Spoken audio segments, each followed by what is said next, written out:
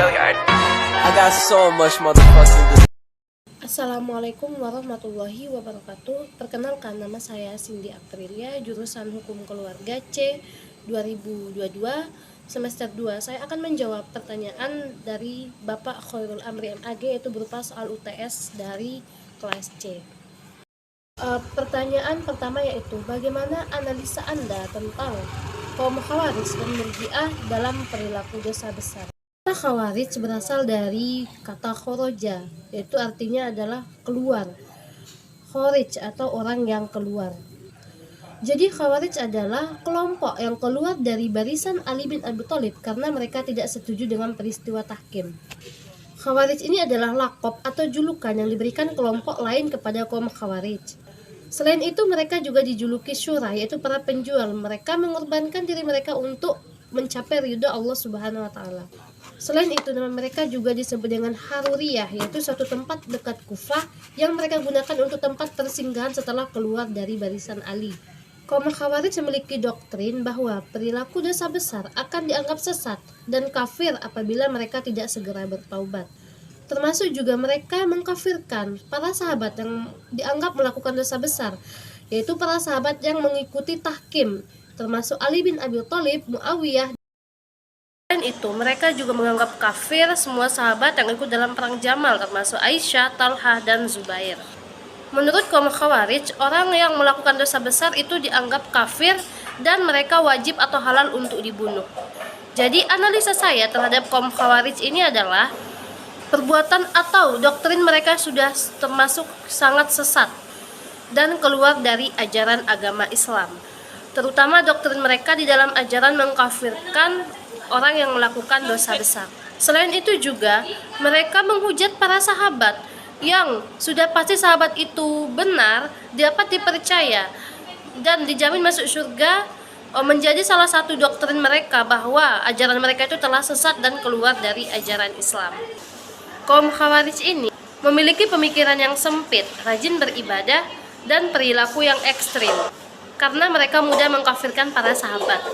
Mereka merasa hebat karena kuat ibadahnya, dan kaum ini harus segera diberantas agar tidak menyeleweng dan tidak memasuki kepada kaum. Dalam masalah kafir mengkafirkan, kaum Murji'ah ini menganggap bahwa diri mereka netral terhadap orang yang melakukan dosa besar. Mereka menunda bahwa hukuman orang yang melakukan dosa besar, kafir atau tidak, ditunda di akhirat, dan mereka mengatakan bahwa Allah lah yang lebih tahu segalanya apakah mereka kafir atau bukan. Jadi intinya, kaum Murji'ah ini adalah kaum yang memberikan pengharapan kepada orang yang melakukan dosa besar bahwa mereka itu tetap mukmin dan akan masuk ke dalam surga.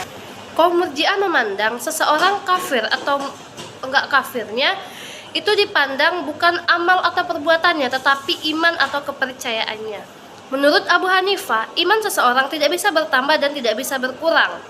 Iman semua orang akan tetap sama meskipun dia orang jahat ataupun orang baik.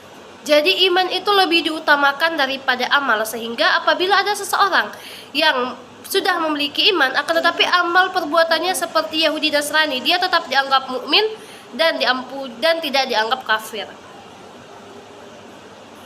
Jadi analisanya adalah kaum Murji'ah ini adalah kaum yang dianggap sesat karena masalah yang selanjutnya. Pertanyaan yang kedua adalah doktrin yang menyebabkan Syiah itu termasuk aliran sesat. Secara bahasa, Syiah itu adalah pendukung atau pengikut partai. Sedangkan secara terminologi, Syiah adalah pengikut Ali bin Abi Thalib, atau mereka yang selalu mengagungkan Khalifah Ali bin Abi Thalib.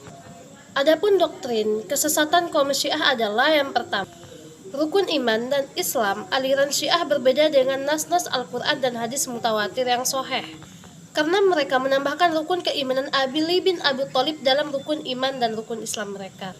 Kemudian yang kedua adalah mereka meyakini bahwa keimanan mereka itu adalah maksum, terjaga dari perbuatan dosa.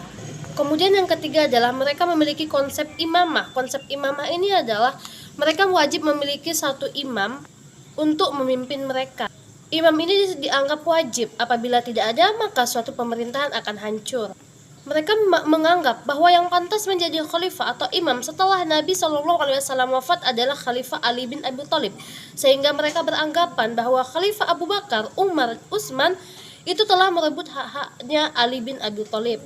Sehingga mereka menganggap orang yang membaiat khalifah tersebut tadi adalah mereka sudah zolim terhadap Khalifah Ali bin Abi Thalib.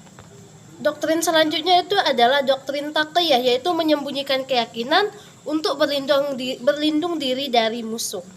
Doktrin ini dianggap wajib bagi kaum Syiah. Kemudian ada doktrin Al-Mahdi. Mereka beranggapan bahwa Al-Mahdi itu adalah adanya konsep ketuhanan yang menjelma di dalam Al-Mahdi. Mereka beranggapan Ali bin Abi Thalib wafat itu bukanlah Ali yang sebenarnya, akan tetapi iblis yang menyamar menjadi Ali. Sedangkan Ali berada di atas awan. Dan akan ke soal yang ketiga, yaitu perbedaan Qadariyah dan Jabariyah tentang af'al al-ibad. Qadariyah yaitu aliran yang memiliki kehendak bebas atau free will. Aliran ini disebut juga sebagai sekte bid'ah. Aliran ini berpendapat bahwa manusia memiliki kuasa atas dirinya sendiri, dan mereka bisa melakukan perbuatan apapun atas kehendaknya sendiri. Tidak ada campur tangan Tuhan atau Allah di dalamnya. Paham ini menolak bahwa nasib manusia telah ditentukan oleh Allah pada masa azali. Imam Ahmad dan ilmu Salamiyah mengkafirkan Qadariyah yang menafikan ilmu Allah. Sedangkan menurut ajaran Jabariyah itu adalah kebalikan dari Qadariyah, yaitu segala perbuatan yang dilakukan manusia itu adalah dipaksa oleh Tuhan, bukan atas kemauannya sendiri. Mereka berpendapat bahwa amal baik dan buruk yang dilakukan oleh manusia itu adalah akibat dari kehendak penciptanya. Ini merupakan kesesatan yang besar, karena mereka menganggap keburukan yang dilakukan adalah atas kuasa Allah, sedangkan Allah melarang untuk berbuat jahat atau keburukan di muka bumi. Banyak sekali dampak negatif di aliran ini. Dan selanjutnya yaitu jelaskan firqah al-Mu'tazilah al-usul al-Khamsah. Khamsah juga disebut 5 pokok prinsip Mu'tazilah. Yang pertama adalah At-Tauhid. Al-Mu'tazilah percaya kepada Tauhid, yaitu Tuhan itu satu, esa. Mereka mengatakan sifat Tuhan tidak berbeda dengan zatnya. Dengan kata lain, Tuhan maha mengetahui.